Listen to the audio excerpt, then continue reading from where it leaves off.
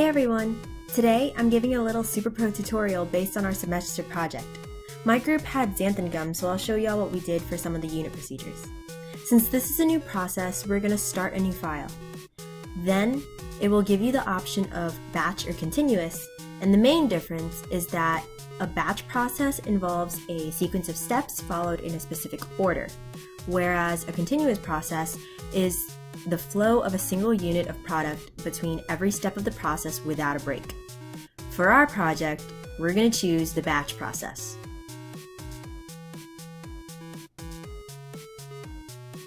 Please excuse the half screen. I'm doing this on the virtual lab from home, and so it's a little bit more difficult. Anyway, the first thing that you want to do when you start a new process is set the pure components and stock mixtures. There are already some defaults listed that we're not going to touch. We'll be using those later.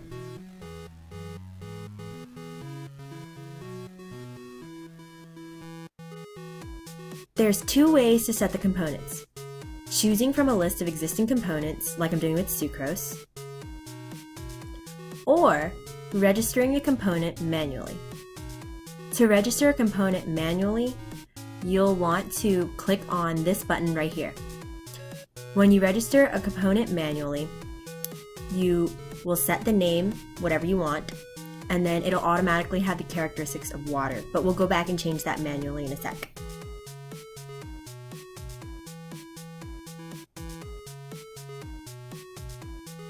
So for the X tempestuous, I'm going to set the molecular weight to be 930 grams per mole.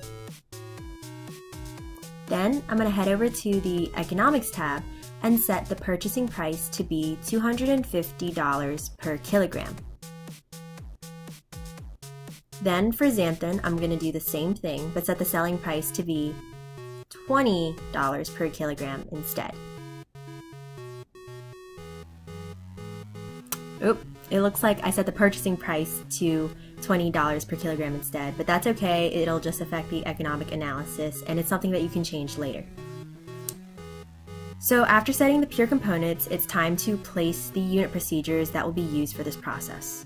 Under the Unit Procedures tab, there's a bunch of different options that can be used, but for today, we're going to use the stoichiometric fermentation operation,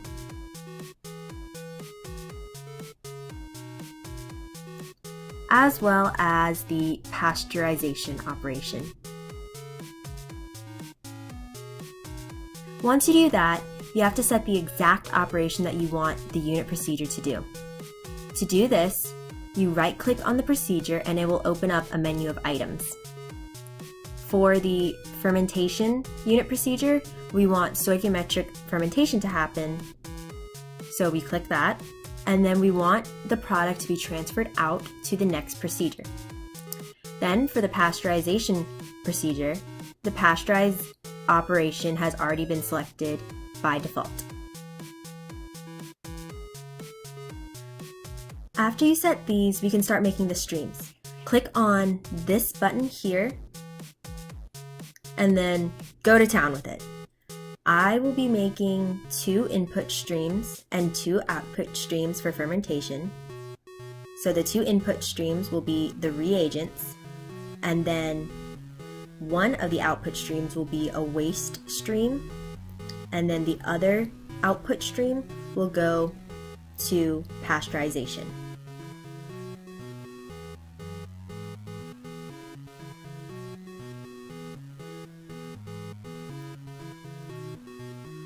As you can see, one of the input streams for pasteurization comes from fermentation, and then the output stream is the product. After making the streams, it's super easy to rename them so you don't lose track of your process. Right-click on the stream that you want to rename and change it to whatever you want.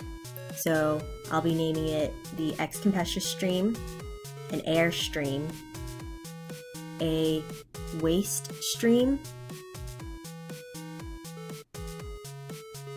a Xanthan stream, and then a sterilized Xanthan stream.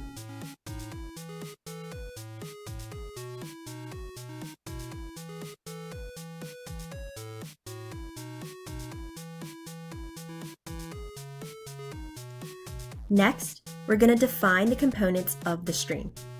To do this, double-click on the stream, add the desired components or stock mixtures, and then set the flow rate. For air, I'm defining the stream as the stock mixture air and actually leaving it as is.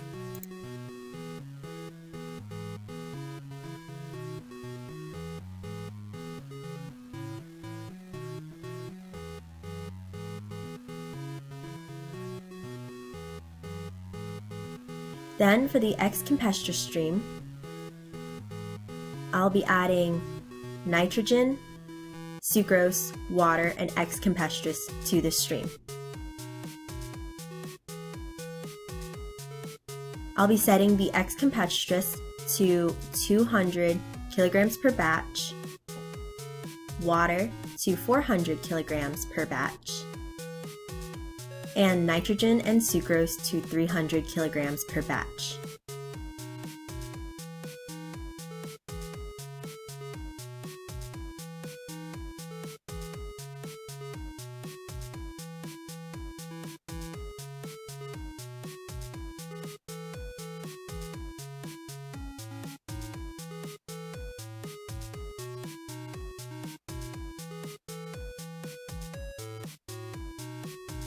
Next, we're going to initialize the operations.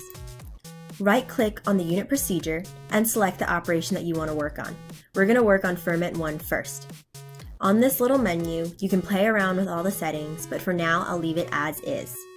I will, however, add the air stream right here. Then, there's a bunch of tabs that you can also play around with. We're going to change the work to vessel volume ratio to 90% and then move on to the next tab. Click on this and then set the feed stream. You can check the components using the little button next to the drop-down menu.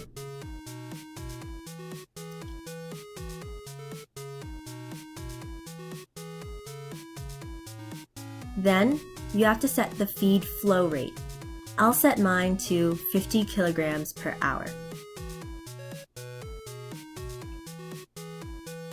Moving along, we're going to set the reaction for the fermentation. We're going to set the conversion to 90%. Then, we have to move on to the stoichiometric reaction, and for this, I'll set X-Campestris as the reagent, and then Xanthan as the product.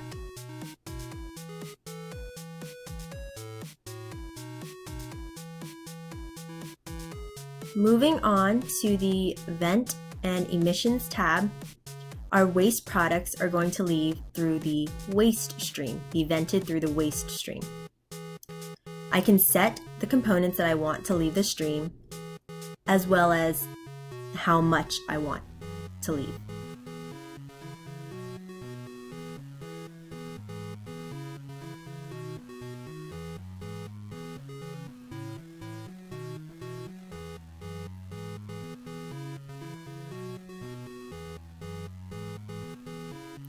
Since this is the first reaction, we don't have to worry too much about scheduling.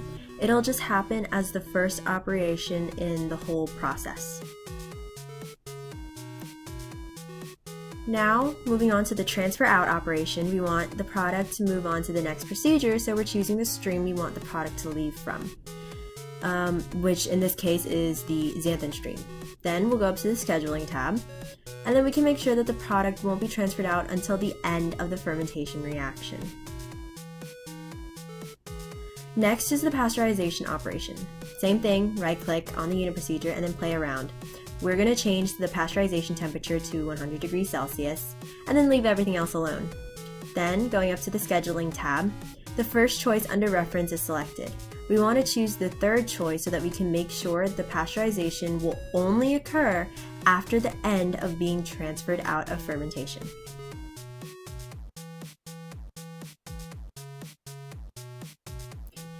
Now, the ME calculation should be ready to be performed. Click on this button right here and wait for the results. Troubleshoot if any errors end up popping up. Now you should be able to view a bunch of different reports, but we're going to look at materials and streams and economic evaluation. The material and streams report can show you exactly how much of everything is flowing through the process at any given time.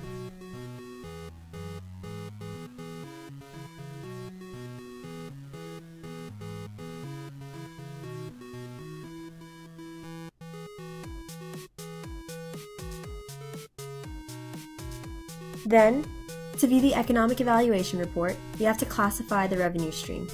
Go up to the Task tab and select Stream Classification. Then, for the revenue stream, use the drop-down menu to choose revenue and input the selling price, in our case, $20 per kilogram. Then, select the main stream. For us, that would be the sterilized xanthan. When you're done, click OK, and now you should be able to view the economic evaluation report.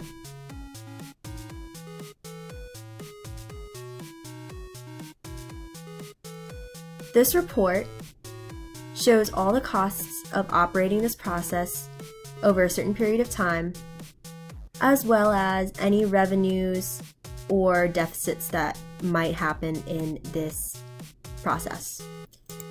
After that, that's pretty much the basics of SuperPro Designer. Now you just have to finagle around to get the hang of it.